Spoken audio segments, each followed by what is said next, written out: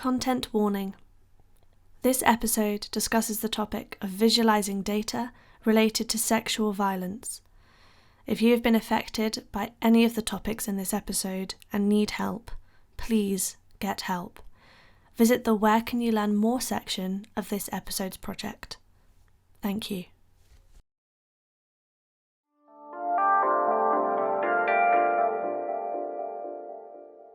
Welcome to Explore, Explain. This is a long-form video and podcast series sharing conversations with data visualization designers and developers from around the world. Each episode explores the detailed hidden thinking behind a single project or a series of related works to explain the what, the why, and the how of the design process. There are some wonderful guests and some wonderful projects to learn about. So let's jump in to today's episode with your host, Andy Kirk. Hello and welcome to another episode of Explore, Explain. And this is another special episode with two guests. I'm delighted to welcome Mick Yang and Munira Mansour from The Continentalist. Mick, Mansour, it's lovely to meet you both. Thank you ever so much for joining us for this session. To begin with, just a brief introductions from yourself. So I'll begin with Mick and then we'll hand over to Munira. Sure. Hi. So I'm the partnerships executive at Continentalist, which means I help to manage the kind of external relations and the partnerships for a lot of our stories. And I guess I'm the lead author of the project we'll be discussing today. Munira? Yeah, hi. So I'm Munira and I'm the visual designer at Continentalist. I basically help editors bring their visions to life through like UI, UX design. And also I do some illustrations on the site as well for them. Yeah. So you bring on the nice sort of design flourish and creativity, excellent stuff. Well, it's brilliant to have you both today. And as you said, Mick, we're talking today about projects that you both worked on with many other colleagues as well, and we'll touch on that teamwork in a short while. The project we're looking at was published in September 2021, and it's a project that's a very sober topic, sexual violence in Singapore, a crisis. So obviously for the listeners and viewers of this, we need to make them aware it's obviously a topic of great sensitivity and something that can bring some distress to some people, but we're going to try and talk about it in a very sort of detached sense from the topic, obviously. Before we get into the topic, I just want to spend a few minutes talking about The Continentalist. This is, well, you can describe it for yourselves, but this is a studio, a group of practitioners, of collaborators that have really, I guess, come onto my radar over the last 2 or 3 years. But Mick, I'll come to you first. Can you give us a bit of background to sort of where the Continentalist came from and when you joined and what the purpose is of the organisation? Sure. So I think in terms of the origins of the data of the studio, I guess, it wasn't, founded to do data visualization at the very start. The origins were much more purpose-driven in the sense that the founders wanted to kind of so-called bring Asia to the forefront of global conversations. The feeling was that there was a lot of richness and diversity in information, in history, and culture, of course, in the region that wasn't really maybe comprehensively and fairly represented in the global media landscape. So it was founded more for that purpose. And it was more, I think a year or two in that, the founders became like aware of data visualization and data storytelling as a field. So perhaps it's a bit different from some of the founding stories of other data viz practitioners you might be interviewing, in the sense that that broader purpose came first, and then data visualization as the chosen means came later. And in terms of what it is now, I mean, now I think as you briefly alluded to, it's a data visualization and storytelling studio, physically based in Singapore, but we actually have a lot of collaborators and colleagues who are all over the world. But what's important is that the data stories come from a so-called Asian angle, or talk about topics pertinent to the region. So in short, that's kind of what we do now. Yeah. I think what's interesting there is, of course, and it's easy for me to say this as a guy based in England, there's always been, I guess, a largely sort of Western center of gravity around data viz discourse and books and blogs and writing. And I think it's wonderful to see as you said, the stories from your region through data visualization and data storytelling. And I think you're right to kind of make that separation, that it was the desire to surface these stories in the first instance, and then it happens to be that data viz is the medium through which you can do that, which means that it's, and correct me if I'm wrong, it means that the data viz is actually, you're not doing it for the sake of it. It's not doing it because it's cool or fancy or it's of the moment. It's something that actually is truly the best way to convey these things. But do you feel that the Continentalist is one of the primary studios or agencies to do this in the region? What's the kind of scene like out in Singapore and sort of regions local to Singapore? Sure. So I guess I'll take this question. I think Continentalist is one of a few. We're definitely not the only ones. I think in Singapore, I don't think it's too far to say that we are one of the pioneers, but there are others. I think, if you were to group them into clusters, you have your big newsrooms, right? Like your Reuters. Yeah, of course. Then more regional publications like SCMP. But it is a growing field. So even local news outfits, like for Singapore, Straits Times, they will kind of get in on that action as well. In terms of newsrooms, like independent publications or independent studio agency types, there are a few as well. I think some of our good friends include Punch Up from Thailand, as well as many others in the region. So I think we're not the only ones. I wouldn't say that the industry is yet saturated. Yes. We're still kind of far from that point. I think another commonality is that these players are all relatively recent. And there's a lot of space in the market for kind of innovation and new players. And each of us all have our styles and our different kind of niche and selling points and contributions. So, and yeah, there are many, many more that I don't know about that, that remaining yet to be discovered. Yeah. And I'm sure there are many that will come up. I think, yeah, definitely language may be one of the obstacles to finding or knowing all the data visualization and storytelling organizations that might exist in the region. And of course, as you said, there's room for many more. This is a huge potential marketplace for extending the kind of communication methods that are already established in commercial organizations and journalistic organizations and beyond. And Munira, from your point of view, how did you end up in a job doing sort of visual design? What's your sort of background and in kind of education and previous working that's led you to now be someone involved in data viz design? I personally feel that I have a pretty unique milestone in the sense that I didn't even know data viz existed, and it was a medium. Yeah, so I came from a very traditional graphic design background where I deal with a lot of like print design, maybe a bit of digital design, a little bit of website design, but not exactly like information design on this level.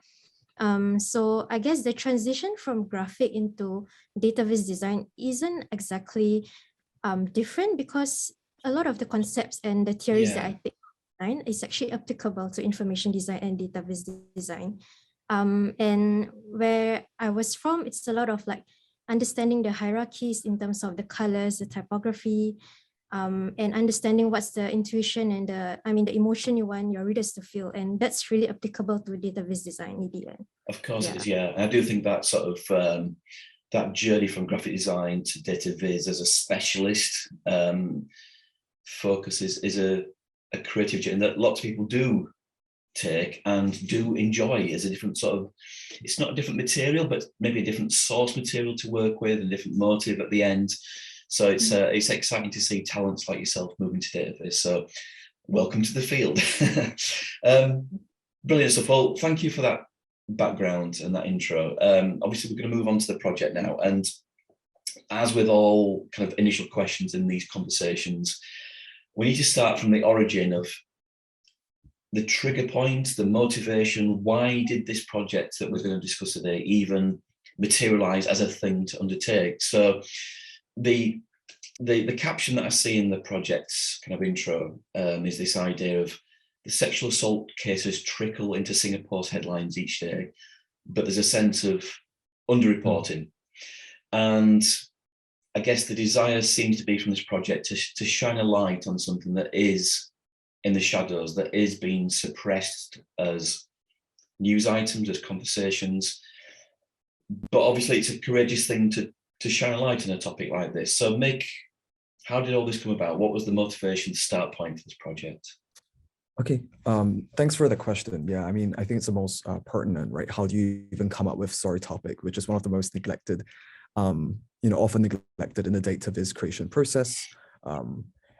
So these origins for this one was that a collective of feminists, kind of activists and researchers came to us. So their name is Women Unbounded, and they're kind of intersectional feminist organization in Singapore. And they came to us in late 2020.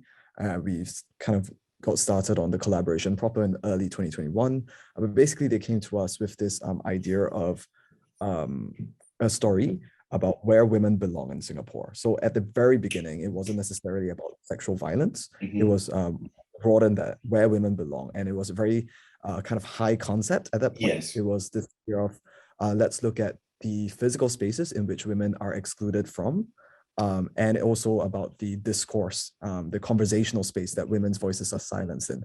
So that's how it originated. I also mentioned that Conti is known for partnering with a lot of what we call cause-driven organizations. Basically, it could be NGOs, research organizations, it could be activists whose causes we believe in as a team and we want to support with our data visualization and storytelling skills. So I'm assuming that that's kind of how they heard of us and thought that there was an avenue to kind of collaborate with us. So that was the origins. And then after a few kind of meetings and conversations, this idea of women's belonging in Singapore and the spaces in which they're excluded came to this idea of sexual harassment, right? As being, and looking at women's safety, perhaps, as the reason why women might be excluded from certain spaces. And so it slowly morphed bit by bit. And I think the motivations for the piece were, I guess I'll point to two big ones, is that I think there was a prevalent feeling amongst many of us involved in the project that the discussion about gender-based violence, sexual violence, was very nascent in Singapore compared to, for example, places maybe in the UK, Europe, the US, especially in like 2018's Me Too movement. There's how do I put it? There's an abundance of literature being put out by public thinkers, intellectuals, by politicians, by everyday citizens about how their experiences have been. Whereas we felt that there wasn't that same degree of kind of sophisticated pieces being put out to move the conversation forward, right? About this as a nation. The other thing was that the thing about the trickle of headlines is that these cases, they are being reported on in terms of like public newspapers. The issue though is not through anyone's like fault or intent really, but likely due to, I guess, resourcing. A lot of the I guess reporting of it is very kind of one-off, which is where you read every week, right? Like this person was assaulted, this was the age, the location, very scant on the details, and then you move on. And we felt quite strongly that the problem with that was, as a citizen, right? I get very limited information when I'm constantly flooded with bits and bits of information every week. So I don't get to see the overview of the pattern of what's happening. Who are the most vulnerable victims? Are there any common causes? Why isn't this being addressed, right? To identify effective ways of addressing a problem, you first need to identify the problem with absolute clarity. And we felt that was missing. And the second thing, I guess, aside from the reporting pattern, was because of this lack of, I think, a history of sophisticated public open discussion about this issue. There are a lot of, I guess we would call it rape myths, right? Or myths about what leads to sexual violence that's still very, very, very prevalent in Singapore. Anecdotally, a lot of us have friends, family, we grew up in schools where these ideas were normalized. But also, I guess, it informs policy, right? Yeah. Because people in government come from society too. So common rape myths, for example, would be that you're likely to be assaulted by strangers. And so that extends into very well-meaning reproaches, right? Which is, oh, don't dress like that. Don't make sure you're not out alone. Avoid these places at night, which it seems kind of common sense, intuitive. You kind of see where it's coming from. But when you actually look at what's happening, you realize, hey, actually, no, most violence and assaulters are not complete strangers. They're people you know, right? And this looking at empirically what's actually there as facts with the data helped us to poke holes at these myths because they affect things like your policy responses, your reporting channels. Yeah. But yeah, I won't go too much at this point. No, absolutely. It's a fascinating context and a fascinating challenge and a fascinating, I guess, a fascinating moment to try to confront that in a society that may not be necessarily ready to face up to some of these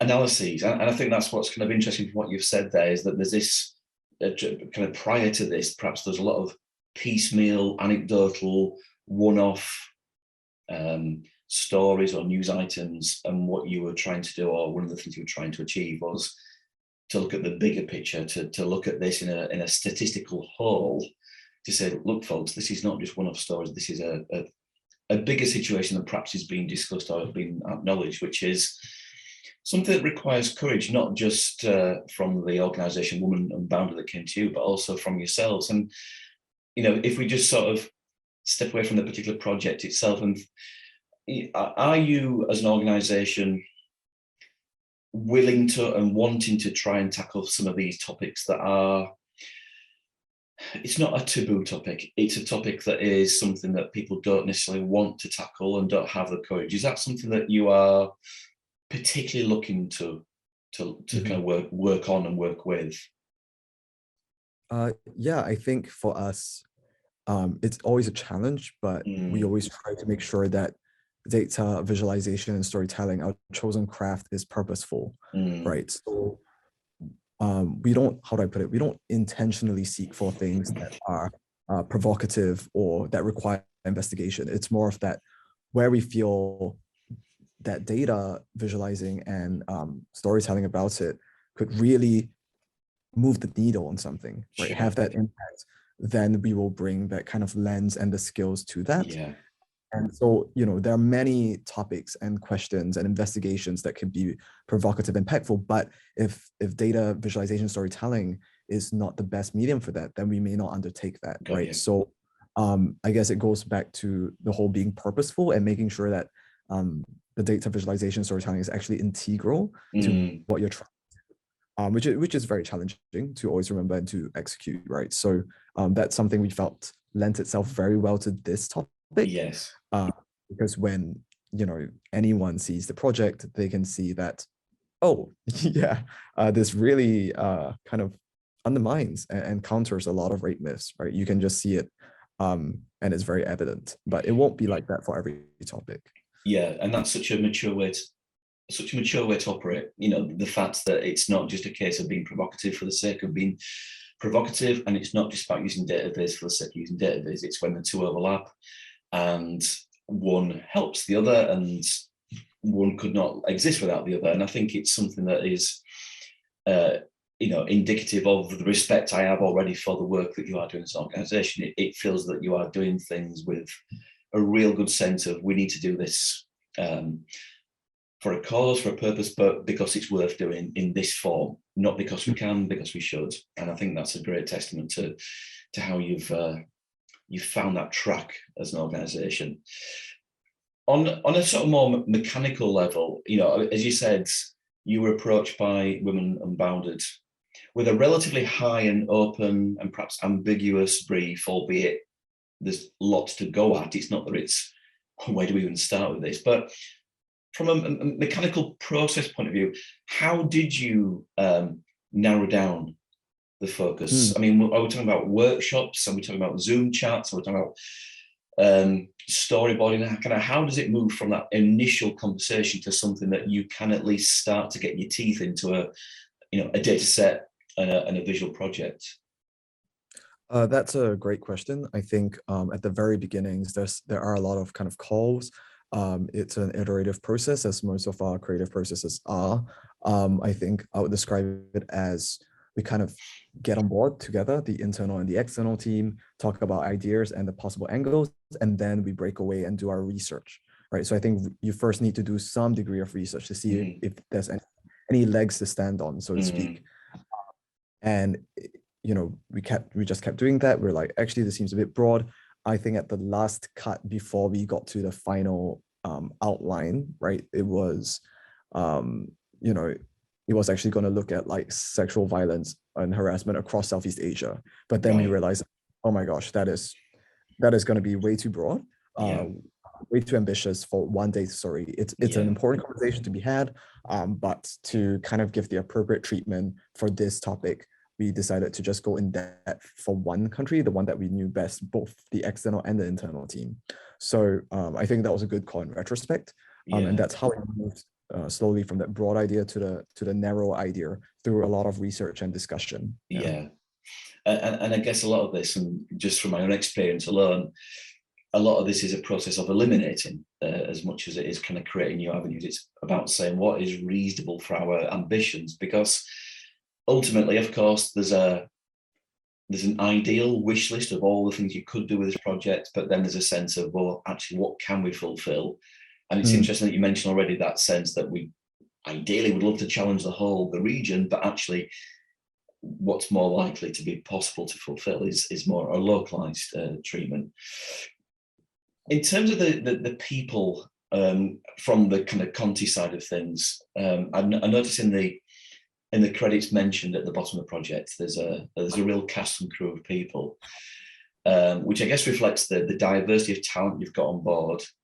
But it's interesting, again, from the point of view of the continentalist in a broader sense. Is this typical of how you would tend to deploy your colleagues onto a project, that you've got many working on all, rather than say, right, you three, you work on that, and you three, you work on that? Will this be typical of how you sort of work with kind of internal collaborators? So no, I think this story is quite atypical in terms of how much effort was required. I guess because this topic required a lot of self-collected data, for reasons we can get to later on as well, there was a lot more manpower needed in terms of not just the collection of the data, but also of the verification, because we had to kind of check everything again. So that was unusual. I think the kind of usual story flow is a lot leaner, where using data sets that already exist, or there's just less data collection. Another thing is that a lot of our partner organizations, we work with organizations like the UN Refugee Agency or Oxfam, for example, and these organizations kind of employ full-time staff, right? So you're also working with people during their work hours, whereas this was a bit different because this was a loose kind of grassroots collection of independent activists who have their own jobs to do. So you're working with a lot less capacity on their end as well. That's why the project timeline was a lot longer, and that's why there's so many more. And you mentioned there that this kind of organization was perhaps was leaning on you more to do a lot of the heavy lifting, to do a lot of the kind of data gathering, verification. Did they therefore place a lot of trust in you to say, right, we have come to you because you are the experts in how to visually communicate this stuff. We won't come to you and tell you what we want you to build? Did they kind of give you that kind of blank canvas to say, look, you are the experts, so we will, of course, have a role to approve, to influence things, but we are going to sort of let you dictate, what even this looks like, or what you will kind of cover analytically? I think, one of the great things about working in Conti for this kind of purpose-driven mission is that we attract a lot of partners who are coming to us to work together for the cause, right? And I think you know, if I can to kind of Conti's horn, I think given the good professional reputation that the organization has, it means that we are kind of, if I can say, I guess, blessed with a lot of trust from our external kind of collaborators. So you're right, you know, I think that there was that degree of trust in coming to us and saying that we recognize your abilities and skills and things that we ourselves cannot do. Of course, like you said, they also contributed greatly in terms of you know, research insights and data collection. But in terms of the, I guess, actual visualization and the leading of the general effort in methodology and verification, yes, that was more on our end. Yeah. Yeah, so that's kind of how the typical partnership responsibility breakdown works. Yeah. And Munira, from your point of view, of course, we're going to speak more about the design choices a little bit later on. But when would you typically get involved? When's the first point at which you get involved in a project like this? Is it from the early mood board development or style development, or is it more about once the data's been collected, you kind of swoop in with the sort of design side of things? If I recall for this story in particular, I think Mick pulled me in after they already had like the data vises set down, which means they had a vision. So I guess my role here is just to basically put in hierarchy towards the information and making sure that it flows properly when the readers scroll through the story. And of course, like mood boarding and giving an art direction for the story, which is actually very important. Yeah, of course, especially for something like this where there is a delicacy in how you handle the tone of voice and the colors and the general the general mood of the piece has to be kind of carefully kind of handled, which will, of course, we'll come on to in a short while. Just a couple of other practical things I make. You talked earlier about language, and I'm just curious, obviously this is published in English. I'm just wondering to what extent, and again, it doesn't need to speak to just this project, but you would typically publish or seek to publish or ever wish to publish something in other languages that are aligned with your region. You know, obviously Mandarin, Tamil, I mean, there's endless different language variations you could potentially publish this work in. What's the kind of the thought process there with regards to language? Right, no, it's a great question. I think it's a one that publications or kind of, you know, media creators in the region of great linguistic diversity have to contend with, right? I think for the past few years, given that Conti is pretty new and it's only quite recently found its footing, right, in the data visualization field, I think the focus has been to not try to do too many things at once. Of course, yeah. And own those, I guess, you know, infancy steps in some ways in becoming good at just data visualization and storytelling. English is the primary language in Singapore in the sense that it's shared by most people compared to most other languages. So that's the thing that they've kind of been building on. But, you know, that's not to say that we would never do a non-English thing. I think that's something we are increasingly, you know, open to consider as we kind of scale up, and especially as we have more collaborators like freelancers kind of reaching out to us to co-create. So I think that could become more possible. But yes, right now, just due to resourcing and focus, we've just been doing it in English. And of course, you know, these things are in a sense incomplete because the data doesn't stop. Unfortunately, the story doesn't stop. And I guess there's always therefore the prospect of revisiting a topic like this and analyses like this and saying, right, here's an up-to-date version of the thing that we published in 2021, but also here's a second language version for a different audience. But as you said, I mean, ultimately, these things are not quick and simple to just right-click and churn out in a different language. It needs that kind of careful thought and attention. And I suppose the other quick question about the output side of things was, your public accessible typical outputs are these digital stories for the web. Would you ever publish things for print? Would you ever publish things perhaps, I don't know, as a video or a presentation or a different kind of medium to reach different audiences potentially? Yeah, I think so. You're right that most of our outputs right now have been on that digital web page, but I think Continentalist is quite experimental. Like recently, Munira just did a wonderful exhibition at a museum. She's shy. Um, yeah, we produced like a physical. I mean, I guess it's digital, but it was printed on a wall. Yeah. But it was physical in output in terms of it being on a wall on a map. Right. Like huge maps, which are from data Well, visualization. let's hear more about this, Munira. So tell us more about this. Oh, okay. Yeah, I guess, I mean, Continentalist was invited by Singapore Art Museum to actually create a wall map, actually, which is currently on exhibit right now. So, I can't really remember like what's the exact content of the map itself, but I guess it's all about decolonization. So this whole stretch of map basically points out like the different, oh sorry, not decolonization, but I think it was something to do with internet speeds around the world, and how Okay. like most is concentrated in the western regions of the world instead of the eastern or like the Yeah. global south. So like we wanted the readers to like understand that why is there such a global disparity on like network coverage around the world, because like, that basically gives up, you know, systemic discrimination towards like Of the course it society. does. And what a brilliant thing to have published and exhibited. Excellent. Congratulations on that. Yeah, super.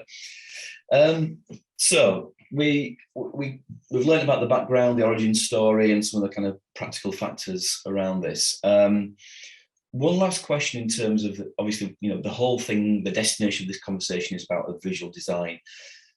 Did you at any point look around the web for any other similar treatments about other topics like this to find inspiration about things to try to emulate, but also to maybe see what others have done not so effectively and thought, right, we don't want to repeat that kind of treatment. I'm thinking, you know, this could be something that you could handle in a very dry, very statistical way that might lose a bit of visceral impact, might lose that sense of connection to the subject. So what kind of research in a wider visual sense did you do, and what did you kind of find from that? I guess one of the main visits that actually inspired us the most was actually the Rape in India data story, which has a very striking animated Sankey vis at the end, which Right. has this flowing red dots flowing over to the right side of the page. And we thought that it's such an impactful visualization in the sense that people will definitely know what's the topic about just by a single glance of it. Yeah, so we thought that kind of mood or a vibe is really suitable for the kind of topic that we're covering, which is on sexual assault in Singapore. And definitely my input would be to soften the triggers that readers who might feel when they read through the story. So basically just to make sure that people have the empathy and also to better bolster their feelings in case that it kind of triggers up some emotion. You know, Yeah. maybe they can relate to the data itself. Yeah. So yeah, so I think I think the visual excellence of the piece was in trying to find something iconic and evocative, but still sensitive and kind and gentle for a topic that is very painful for a lot of people, right?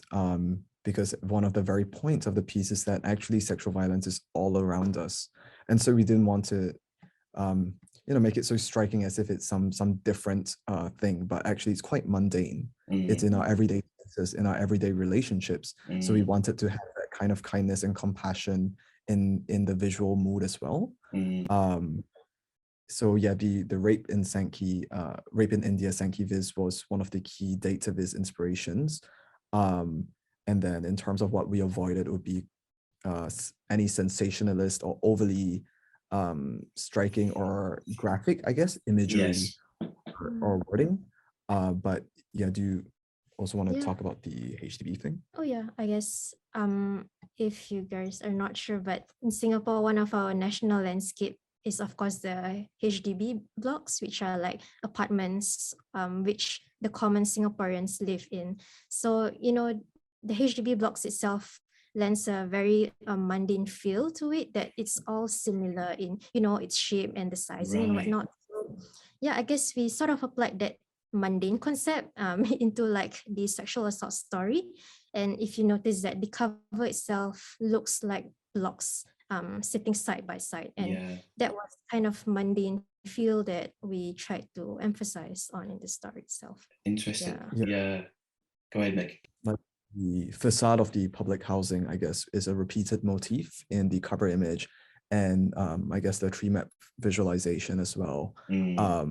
Yeah, I think, yeah, as Munira was mentioning, this public housing is ubiquitous, right? It's familiar to anyone who has been raised here. 80% of us live in these housing blocks. And so we thought that for, especially, I guess, a more local audience, it would have that, you know, a whole, rich Yeah. significance, right? That we're Yeah, telling you that that, domestic sense. Yeah. yes, it's a national crisis, right? That we should all be familiar with. And just sort of moving on from that discussion, therefore, about the kind of handling of the visual side, the mood, but obviously the data is the most literal thing that you have to handle with care. So briefly, Mick, I'll come to you for this initially.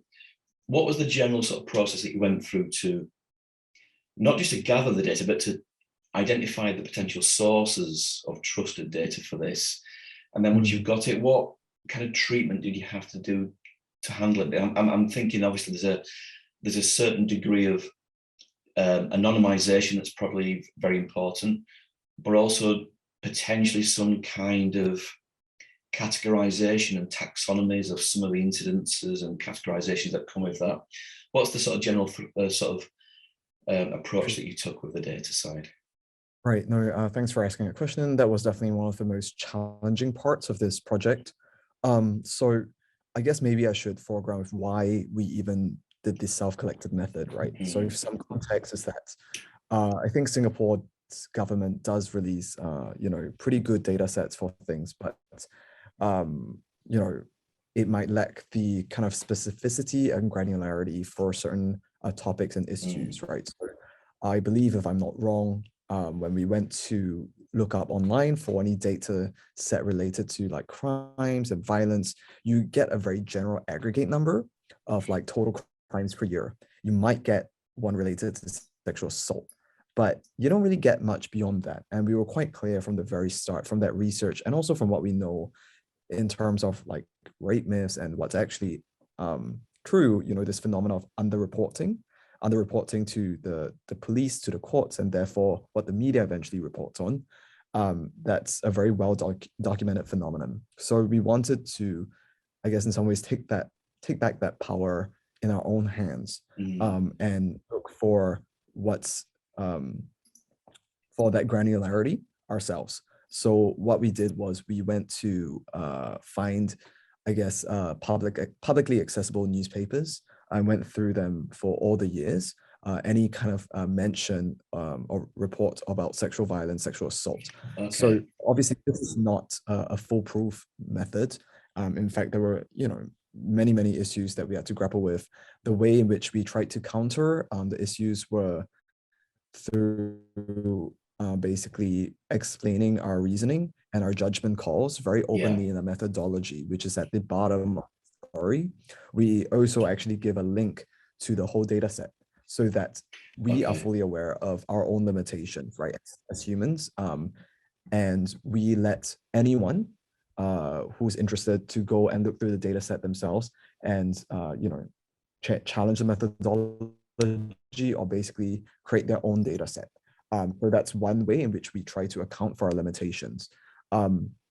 So yeah, in terms of what it looks like more concretely, maybe let's say I would go through one newspaper article mentioning a sexual assault. I'll take note of certain data points. So it'd be like the age of the victim, the perpetrator, their relationship to each other, where the assault happened, links. So at the very beginning, we definitely erred on the side of collecting way more data, right? So at the beginning, one of the angles we were trying to kind of investigate was whether we felt that sentencing outcomes were fair. So at the beginning, we tried to collect data regarding sentencing outcomes, as well as the jail fines issued. In the end, though, we had many rounds of data collection, verification, and we realized that there isn't enough consistency and availability of data, even when we go and manually do it ourselves. So we had to drop that angle for now, at least. In terms of what you're mentioning in terms of labeling and categorizing, yeah, there were some very difficult judgment calls to make there. I think we also soon realized that people can understand and interpret things very differently. So this is definitely a learning point for working with many collaborators in the data collection process. As an example, age and relationship are not actually self-explanatory. So, very unfortunately, a lot of sexual assault cases are not one-off. They typically happen over a long period of time, repeatedly, right? And so the question comes in, what age are you actually interested in, right? And so we eventually had to specify it's the age of the first commission of offense, right? So age is an example, relationship is another example. What is it that the story is actually trying to unpack here? And we settled that we wanted to look at how does the perpetrator get access to the victim? That is the relationship we're interested in. So we had to clarify that because there would be instances, for example, where, let's say if a teacher met a student but on a dating app, but they were not from the same school, what would their relationship be? It wouldn't be teacher-student, it would be through the date. So what we were trying to isolate was how did they get access to the victim, if I can put it that way. Specify to get us all on the same page in what we were collecting. And I guess, as you're mentioning, categorizing, aside from that, I think you had to, I think you're probably familiar with this, Andy, but in data visualization, you're often treading the balance, right, of being very accurate, but at the same time being insightful. You can't show the data in its raw form, so that's most accurate to the data, but you can't zoom out too much either, then you lose that specificity, right? So I think age and location was a big issue for this one, where basically we weren't sure at the start whether to show the specific ages of the victims or to show them in clusters and bands. And in what we eventually chose was to use the legal thresholds of significance. So for example, below 14 would be statutory rape, below 16 minor, and these ages are markers for different legal treatment. So we decided to collect the ages in those bands instead. And in terms of location, you could be incredibly specific, like this specific park in Singapore, right? The specific home, but in the end we decided that's too specific. We want to show overall clusters and behavioral patterns. So then we zoomed out a bit, but yeah. It's fascinating that. I mean, there's one aspect of this project which jumped out at me, which was to shine a light on the difficulty that you clearly had to go through to collect this data in a primary research sense almost. And with that, as you explained, lots of reasonable but assumptions and subjective judgments to make, which of course you would prefer to not have to confront as an analyst, but it's the only way to make this data therefore available and handled responsibly. And so I think there's a subplot of all this, which is collectively as a society, whether it's governments, whether it's law enforcement agencies, people need to do better at collecting, quantifying and making this data accessible, which is a kind of one output. But also the way that you preserve, and again, we'll come on to this sort of visual treatment later on, preserve the granularity of individuals largely in a lot of these pieces. And you're trying to show both the individuality of these things, but also the magnitude that all these dots, for example, reveal and expose. And I think it's a very difficult challenge, and one that I suspected that you went through, but only when you described some of the some of the significant challenges you faced, but seem little to the person receiving the work. It's a great deal of it's a great challenge. It's a great deal of responsibility that you have to face. And I wondered, therefore, just reflecting backwards now, are there any things that you'd like to have done differently, or that in different circumstances, perhaps more so, you would have done differently? In the, in the data side, of course. Sure. Yeah, I think this was my first attempt at crowdsourcing data. And I think now looking back, I would have been much more systematic about the methodology from the very start. I think for example, would have realized, people would interpret these seemingly self-explanatory data parameters differently. And I would ask for maybe a call for us to put our arguments for what, for example, age or whatever parameter should mean in context and why we think it's relevant. So I think that would have been pretty helpful in terms of saving time. Probably also bring the verification rounds forward, right, to just help with saving time, and instead of leaving it too much towards the end. So I think that would be a big learning point in terms of the data side. Yeah, of course. And there's no project I've ever worked on when I've looked back and thought, no, that was perfect. I handled that with perfect judgment. There's always things you'd like to do in different circumstances, and it's always contextual related. Time is the enemy. There has to be a way of compromising or trade-offs. So I think the way that you've talked about how you've done that was kind of perfectly judged, really. Moving on then to the kind of the contents that we see and the way that they've been handled visually. And on a broad sense, that there is a very clear mixture of both written content, stories, commentaries, guidance, because it's not just here's what's happening, it's what help and assistance and support is out there as well. But from the point of view mainly of the analyses and the charts and the graphics that we do see, in general terms, we've got, I guess, 4 main sections of content. We've got who tends to be involved in sexual violence, how does sexual violence occur, where, and some matters therefore about the sort of law and how that's changed in respect of sexual violence. And I'm just kind of thinking in broad analytical terms for now. There are some things that one could imagine wishing to do analysis of, such as trends over time, that we don't have in terms of visual content. Just speaking first about what's not there that you would have loved to have done analysis about, what would those things have been in an ideal world?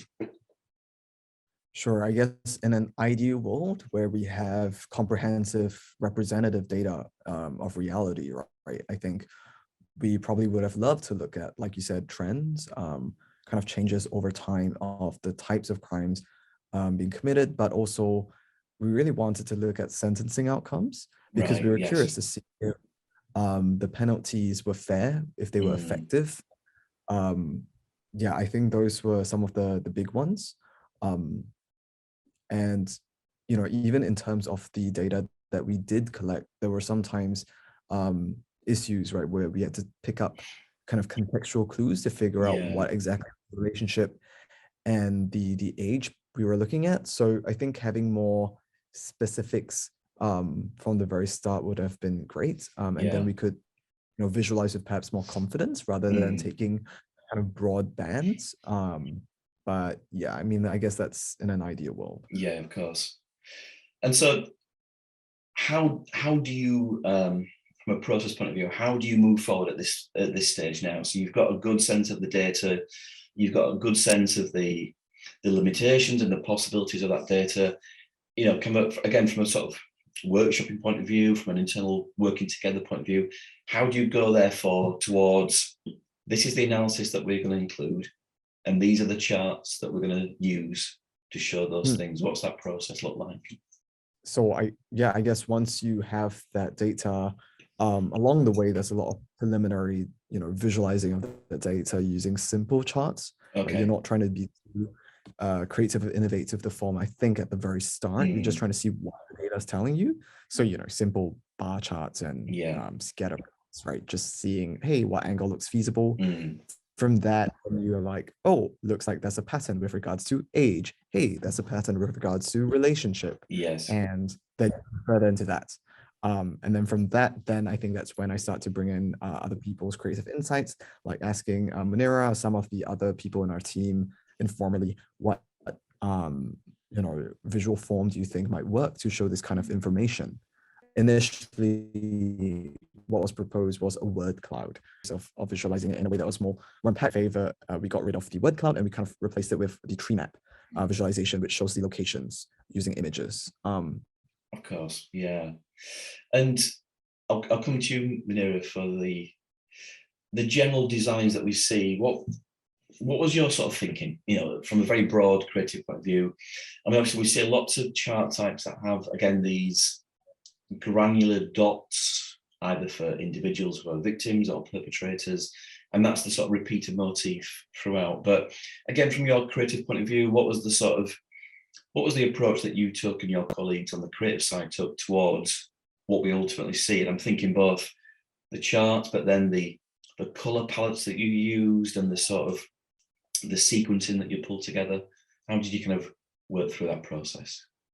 Yeah, I guess when you mentioned about the whole repeated motifs of like the circles, I guess that's just the format that it comes with. So I think sometimes like we have this kind of constraints that we can't really change like the original format, but what we can do as designers is to basically make it look better in the end and package it to look nicer and neater.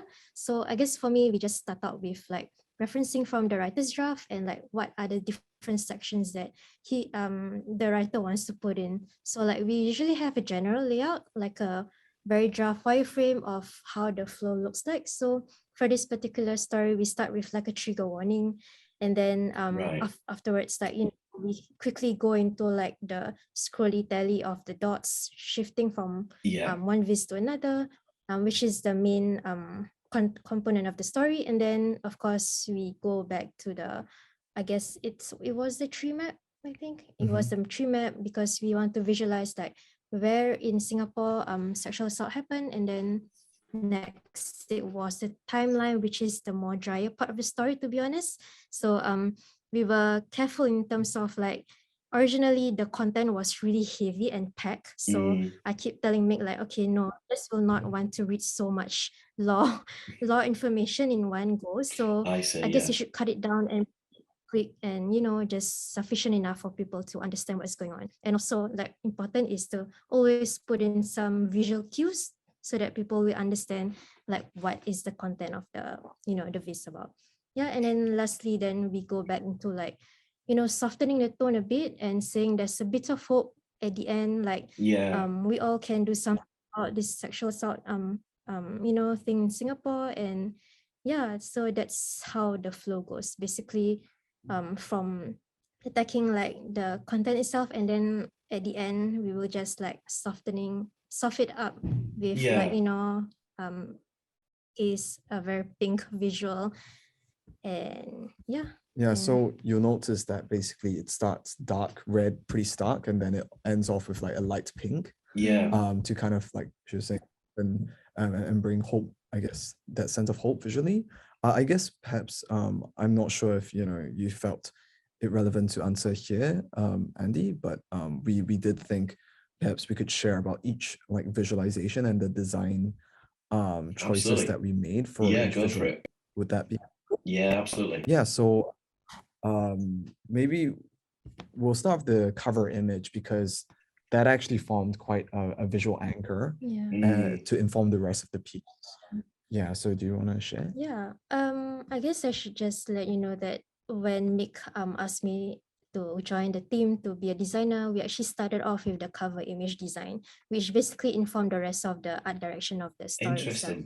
Yeah, I guess so I guess the cover image, if you recall, we mentioned how that we use the whole concept of the mundane HDB blocks into like the how the blocks are side by side together as like the places where sexual assaults happen in Singapore. So that idea actually was not idea that came from me. It was actually a collaborative effort from me and another multimedia designer called Grease, also another very talented illustrator on our team as well.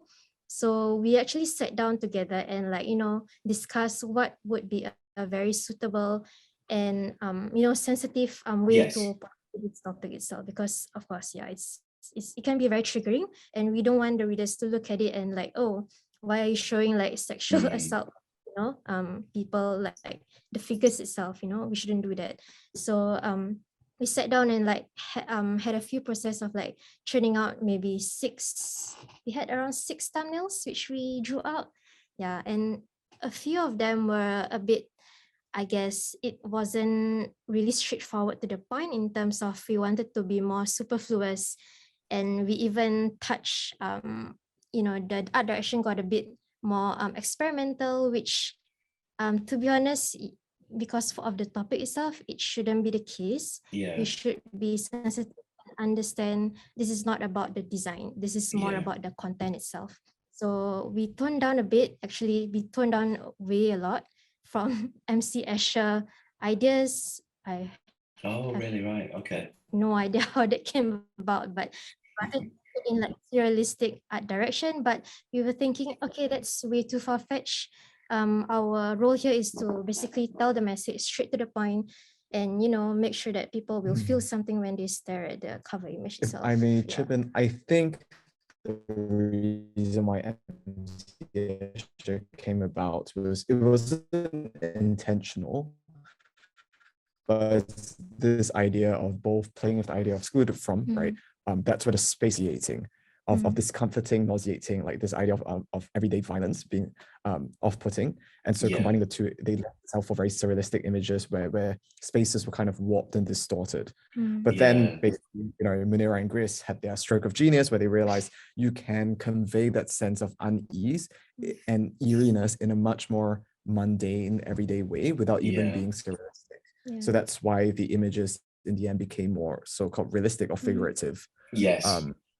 So that's for the cover image. And then I guess that motif of spaces you see in the tree map visualization. And yeah, I guess I should shout out to Bella, one of our, she used to be a data storytelling at Continentalist. She suggested this format instead of the frequency count word cloud. And there were some difficult judgment calls to be made here in terms of like deciding what kind of location falls into what broader category. Of course, yeah. And how to have numbers in a way that didn't obstruct but still informed. But yeah, I think for Munira, she basically, as you can quite clearly tell, continued with this motif of physical places and spaces. But do you want to continue? And it does it preserves that sense of a floor plan kind of idea, I think, that kind of helicopter view of a floor plan. So I think it works terrifically well, far better than the work I would. Yeah, go ahead, Miriam.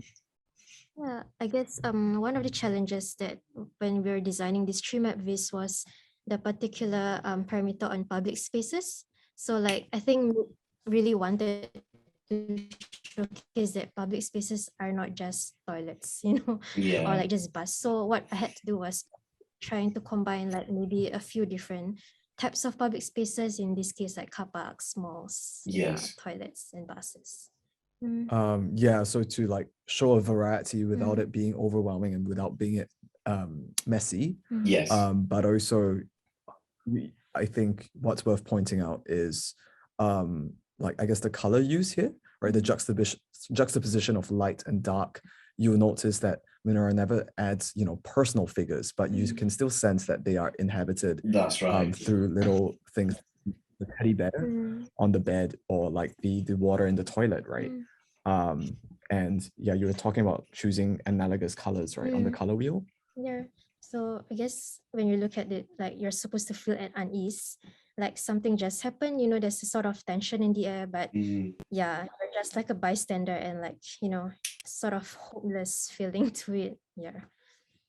It's fascinating. I'm just jumping in there. I mean, I think, we sometimes, I'm going to speak more about readers, perhaps. We sometimes look at these things and think they're just decorative devices to break up the flow of words or the flow of charts, but it's fascinating to hear the level of thought process, even behind, you know, the little teddy bear that we see on this bed, or the shadows that we see looming, that I think very cleverly, you know, and super talentedly managed to get this sense of space, a sense of place, a sense of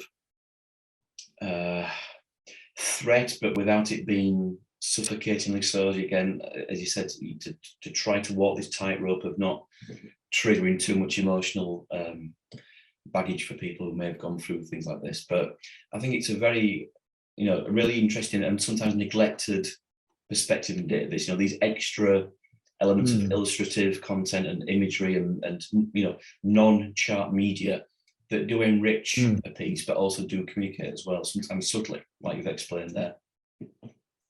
Yeah, no, that's a great point, Andy. I think, yeah, the use of illustration, I think, to bring out emotions in us, and also, you know, I think, like you said, this goes beyond the chart type, right? Where you look at this piece and the image of the bed and the teddy bear, I think that will stay in your mind for a long time. And so it does. When you recall the topic, you might not remember that home maybe comprised, let's say, 40% of the data set, but you remember it was pretty large because I remember that bed. And then you realize, oh shit, yeah, it's because home was actually a frequent site of sexual violence, unfortunately. I guess the other visualization that might be worth talking about in terms of decisions is the timeline visualization, because as Minna was saying, it was quite tricky. The information could easily have been just way too freaking dry. But the reason why I guess we still felt it was necessary to put something about it was because, again, we try to make our stories actionable, right? We try to make stories to enable impact. And how do you do that? You first have to identify the problem with clarity. And part of that involves looking at where efforts have already been made, right, to address this issue. And only from that can you see where else there needs to be effort and in what way, which is why I'm not sure if you see, but this timeline visualization is not that straightforward. It's not like just using chronology in terms of like going from the early years to the later years as a and it's not a timeline single usually track would. either. You It's see that multiple parallel things. Munira has quite cleverly played with this idea of an XY axis for our timeline visualization to enable us to describe legal and policy developments across 3 categories. Because I guess this was an editorial call from me, but I thought it was pretty important to help the public understand that there's a difference between the scope of an existing criminal offense, the penalties of that offense, and then broader changes in the criminal justice system. Because when we as citizens go to our members of parliament and we say, we want this to be done, what is it that we're asking for? Is it that we think penalties should change? Is it that we need new offenses? Or is it something even beyond the law in terms of police processes, in terms of reporting processes? So all these things are actually different. The justification of them are different. And we needed to show with utter clarity, right, that these efforts are different. And so what you ask for has also to be more specific in order to be helpful to the problem. I guess another thing aside from the axis was the icons. Yeah, I guess. So I mean, Meg mentioned that he has 3 categories that he really wants to show. So actually this idea wasn't mine. It was again Grace, the multimedia designer. She saw the timeline and just said, oh, maybe if you wanna, you know, make it when they scroll, they will definitely miss out the 3 categories at the top. Maybe why not just represent them as icons instead? So yeah, that's where the icons came from. Yeah. And I guess it's very intuitive, like substantive scope of offense is like presented by a book, and then penalties is just like a star that's like a bus, and then for the criminal system is basically the judge's hammer. Yep. That's interesting, and that's only something that you would even think about when you realise that the content would go beyond the height of a page. As you said, you scroll down and you lose the top reference. Initially, you may have thought, this will all fit nicely onto a single page and people already know what their different columns represent. But no, it's one of those things that you may only recognise kind of when you see the physical limitations of the output platform that you are presenting this thing on. And I guess, as you said, Mick, this is a piece of content that's important to, I guess, to find some element of content to cover what you desired initially to include about sentencing and analysis. But in the absence of that, it's something at least then that builds upon the content that we discussed about the kind of demographics of the perpetrators and the victims and the situation in a place sense, but then leads us towards this, as Mira mentioned, the more hopeful, perhaps lead off final section of the what now, what can you learn, what can you do? And I think a broad point, I'll come to you on this, Mick. As I said at the top there, there's quite a lot of written content in this. And that's not an insignificant challenge to write about this stuff and to write clearly and passionately, but sensitively. But I guess it needs also lots of other eyeballs on what is written to make sure that you've got the right balance and that there's appropriate technical language being used. I mean, is that simply just a collaborative Google Doc type challenge? No. No, you're right. This was so difficult to write. In fact, I don't even know if I can say I wrote it because it really involves so many other people chipping in. Our current head, Ping, as well as our previous editor, Kenneth, they lent their eyes and their voice to it as well. And I mean, I basically, I was just a vessel. I was a vessel for other people's creative insights, and I was definitely skewered constantly throughout the process.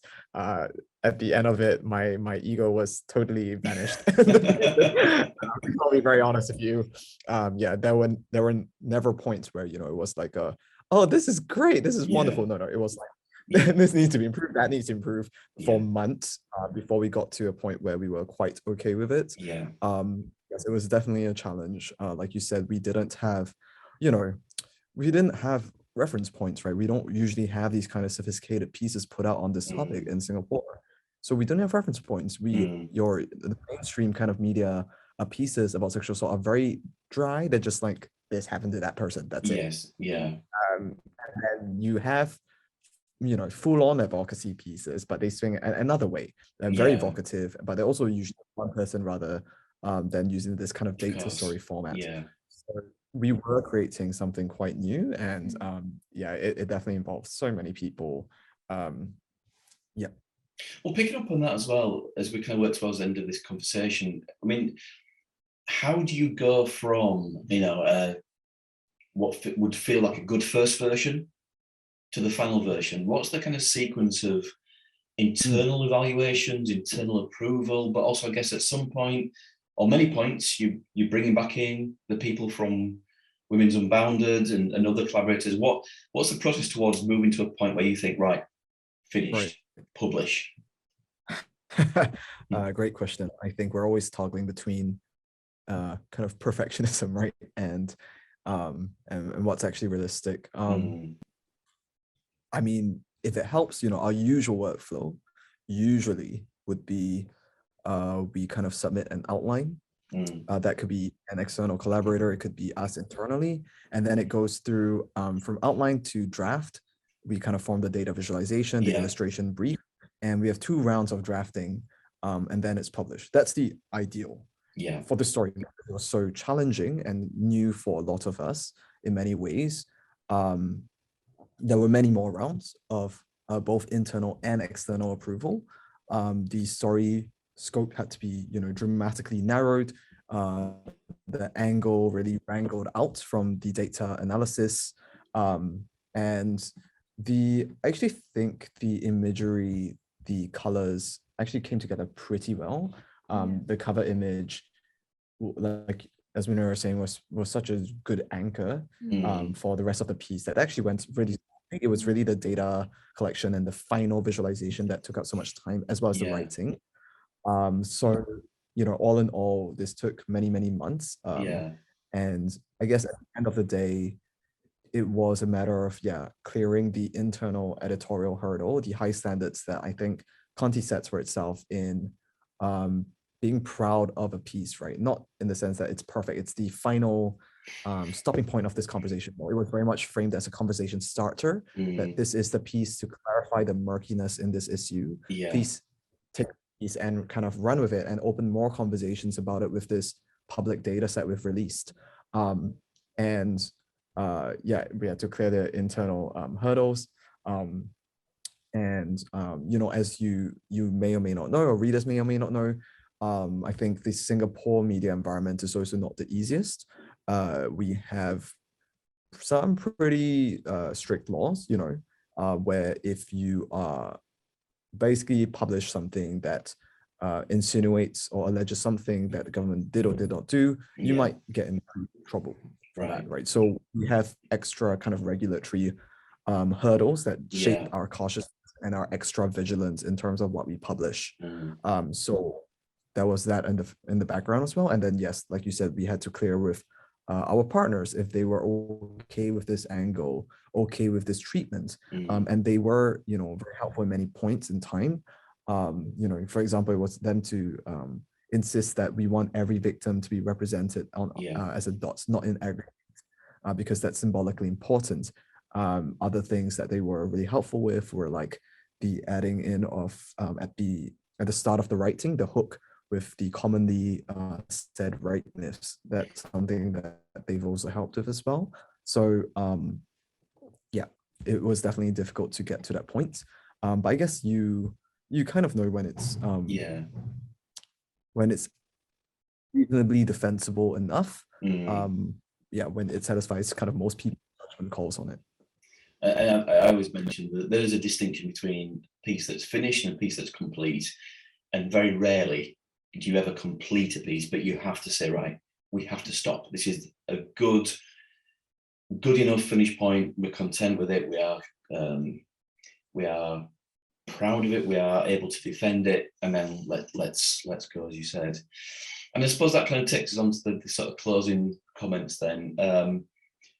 General reflections, and I sometimes ask people about levels of enjoyment or the things that they enjoyed the most. I don't necessarily want to probe on that front today, but more, what's been the most appreciated feedback or consequence of this work that you've, whether it's general feedback or just very one or two little anecdotes. What do you feel from your own perspective made you feel, I'm so glad we did what we did because of that comment?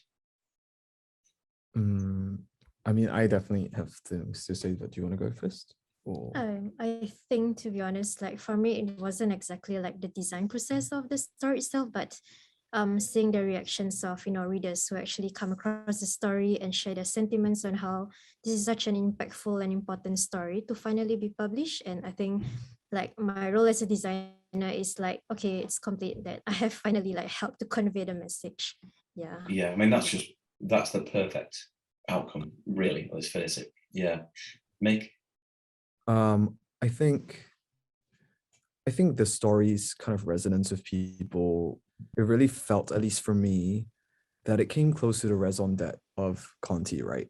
Which is to use, I guess, this chosen craft to really push the needle and clarify things in society and start conversations that wouldn't otherwise be started. And I think some examples of this were that we had pretty prominent people from, for example, the leading gender equality organization in Singapore, other kind of prominent activists kind of share this piece. We had even, I guess, people from the Prime Minister's office reach out to us to ask for an informal conversation about this piece and like the insights that it shared. So obviously, we can't really claim that, oh, this piece led to this policy action or that policy action, but it definitely got to people involved in this topic, either as key actors or as researchers. And we definitely noticed that readers responded, like Munira saying, for example, on our social media channels, they were letting us know that this is so important. Thank you for doing this. because either it confirmed some of their worst suspicions, right, or really clarified some of the doubts and the myths that have been abound in society that were really not helping this issue at all. As part of this kind of desire for what we produce content-wise to have real-world actionability, we also published this story together with like information packs. So we published 2 Instagram, I guess, image or slide packs. I'm not sure how you might call them, but one was about first responders and one was about bystanders. So basically they were very concrete, I guess, help to people who might be responding to someone who has just experienced sexual violence, or people who are witnessing it as bystanders. What should they do? What can they do? The key kind of helplines they need to know, the key timelines and windows that they need to know in order to be effective when the situation calls for it.